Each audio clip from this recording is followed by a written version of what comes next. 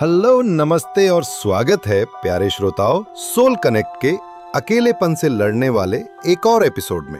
मैं हूं नील और मैं हूँ संगीत। आज हम एक ऐसे विषय पर बात करेंगे जो बहुत गहरा है, अंदर का खालीपन। हाँ संगीत, अक्सर लोग सोचते हैं कि अकेलापन सिर्फ दोस्तों या परिवार का ना होना है लेकिन अंदर का खालीपन अलग है। ये वो खालीपन है जब इंसान अपने ही भीतर से, अपनी आत्मा से या ईश्वर से कटा हुआ महसूस करता है। और इसे पहचानना जरूरी है, क्योंकि जब हम इसके संकेत समझ लेते हैं तभी इसे बदलने की दिशा में कदम उठा सकते हैं।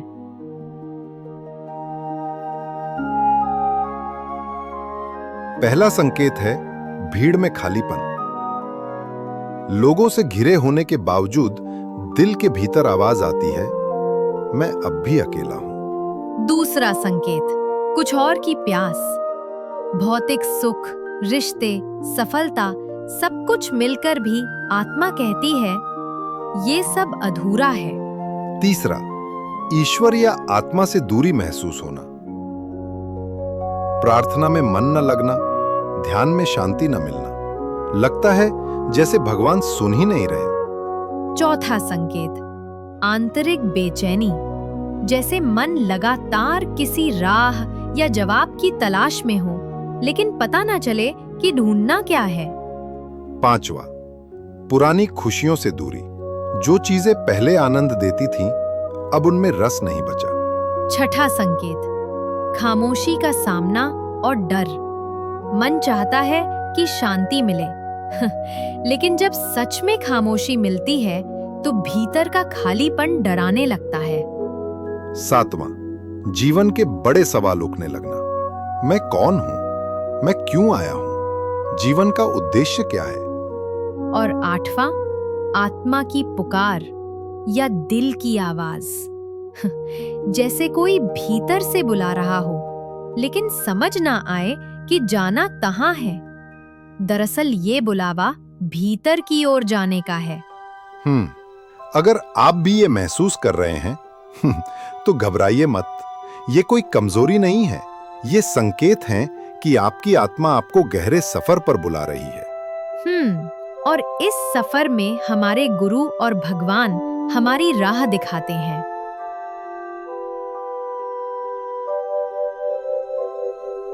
यीशु मसीह कहते हैं, अगर कोई इंसान पूरी दुनिया जीत ले और अपनी आत्मा खो दे तो क्या पाया? ये याद दिलाता है कि असली दौलत ईश्वर का प्रेम है। भगवान शिव मौन और ध्यान के प्रतीक हैं। अहंकार ही हमें भीतर से काटता है। शिव हमें सिखाते हैं कि अहंकार को भस्म कर दो और आत्मा से जुड़ो। साईं बाबा की वाणी, जब मैं यहां हूं तो डरने की क्या जरूरत। ये भरोसा दिलाता है कि अकेलापन सिर्फ इल्यूजन है। कुरान में अल्लाह कहते हैं, मैं तुमसे तुम्हारी जान से भी ज्यादा करीब हूँ। यानी हम चाहे जितना अकेला महसूस करें, ईश्वर हमारी आत्मा में पहले से ही मौजूद है। महावीर कहते हैं, आत्मा स्वतंत्र है, उसे कोई और खुश या दुखी नहीं कर सकता। और बुद्ध सिखाते हैं, आप खुद भी उतने ही योग्य हैं अपने प्यार और करुणा के जितना कोई और। गुरु नानक देव जी का संदेश, जिसे खुद पर विश्वास नहीं, उसे कभी ईश्वर पर विश्वास नहीं हो सकता। और गुरु गोविंद सिंह जी ने सिखाया कि अकेलेपन को डर नहीं, बल्कि ताकत और ईश्वर की उपस्थिति समझो। ये ठीक वैसा ही है जैसा कुरुक्षेत्र में अर्जुन ने महसूस किया था।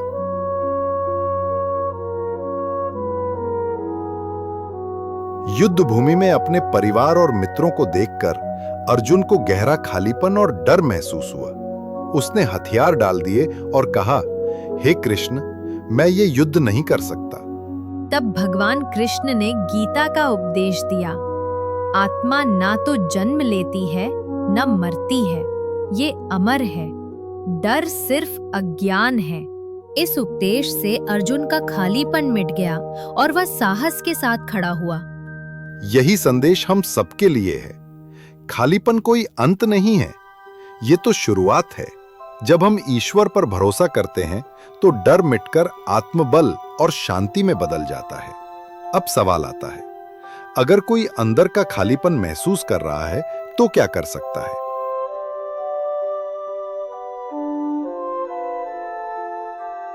सबसे पहली टेक्निक है ध्यान। रोजाना 10-15 मिनट बैठें, आंखें बंद करें, श्वास को देखें। मन शांत होने लगेगा। अगर मन भटकता है तो मंत्र जप करें, जैसे ओम नमः शिवाय, वाहेगुरु, अल्लाहू या यीशु प्रेयर। दूसरी तकनीक, प्रकृति से जुड़ना। घास पर नंगे पांव चलें, पेड़ों से बातें करें, आसमान को निहारें। प्रकृति हमें याद दिलाती है कि हम ब्रह्मांड का हिस्सा हैं। तीसरी, सेवा। किसी की मदद करना, भूखों को खिलाना या किसी की बात सुन लेना, ये ईश्वर तक पहुंचने का सबसे सरल रास्ता है। चौथी, जर्नलिंग या डायरी राइटिंग। हर दिन 3 बातें लिखें। आज किस चीज के लिए आभारी हूं, क्या महसूस कर रहा हूं और कल क्या सुधार सकता हूं। इससे आत्मा का बोझ हल्का होता है। पांचवी टेक्निक, हीलिंग वाइब्रेशंस। भजन, कीर्तन, सूफी संगीत या गॉस्पेल सुने या तिब्बती घंटी की ध्वनि का आनंद लें। ये तरंगें हमारी ऊर्जा को संतुलित करती हैं। छठी, कम्युनिटी एंड संगत। सत्संग, कीर्तन या आध्यात्मिक ग्रुप से जुड़ें। गुरु नानक देव जी ने कहा था, सत्संगत बिना मोक्ष नहीं। 7वीं, एफर्मेशंस।